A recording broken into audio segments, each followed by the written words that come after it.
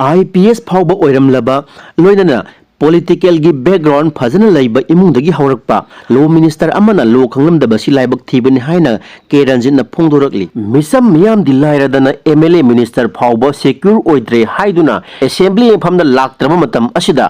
Manipuri thogli birang asi loisinaba assembly pham kauduna warip lausi haibada BJP lenga ki law minister thongawjam Basanta Kumarna assembly phamba asi logi matung ina yade haina thongdogli ba asi laibak thibani haina sugunu kendra ki MLA su oiriba deputy CLP leader kangwajam Ranjit na phongdokre Bauprada leiba MLA Ranjit ki quarter dang asi pangthoki ba pawgi pham amada